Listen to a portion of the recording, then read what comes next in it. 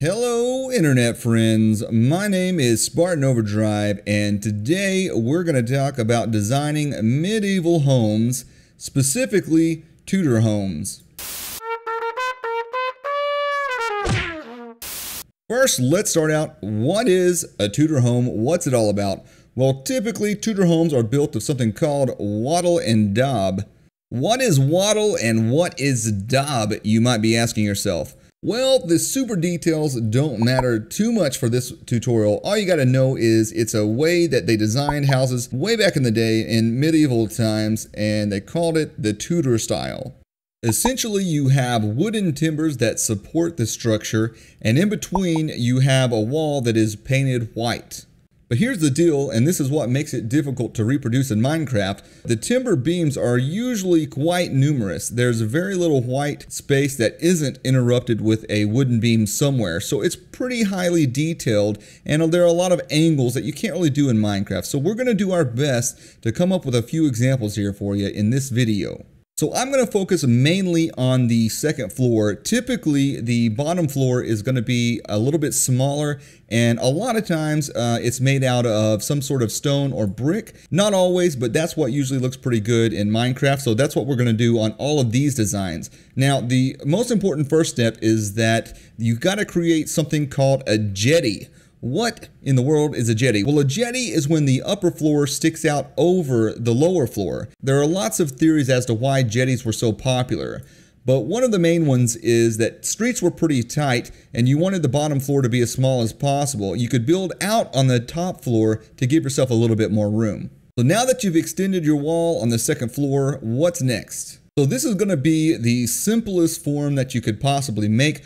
All you're going to need is some white blocks. My favorite is bone block, but use whatever you choose. Same thing with the brick down below. Your choice, but I'm going to use gray in these examples here. Now, notice I put the spruce wood stairs below the bone block, and that is going to help us out with a couple things. One, it just looks a little bit better. It helps distinguish the second floor from the first floor, but it's also going to be the start of more detail that we'll see later on. So now that we've got the most basic structure down, let's expand on that.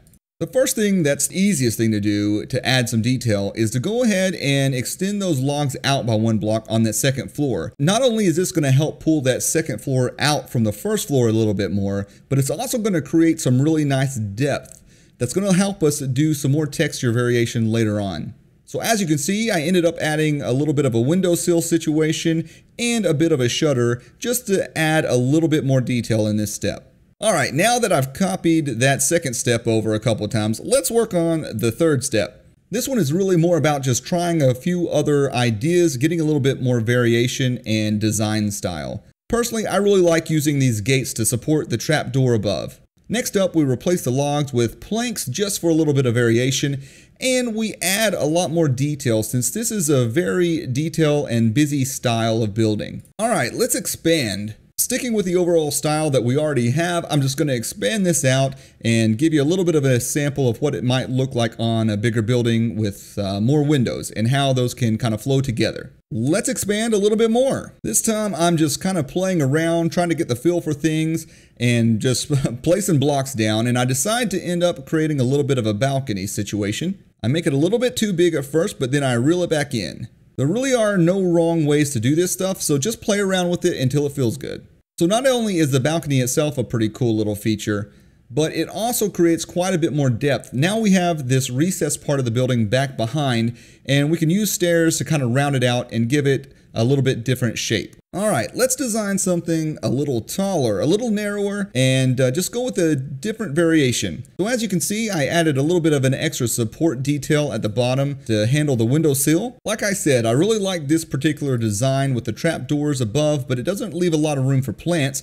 So I'm going to make the windows a little bit taller on this one. In general, I like to use fairly small windows because, true to the time, glass was pretty hard to make and they kept the panels pretty small. So if you do make a larger window and you're using the default texture or something like it, I suggest that you put some trapdoors or fences or something overlaid the window to give it the feel of having all those different textures and the small little panes that a window would back in the day.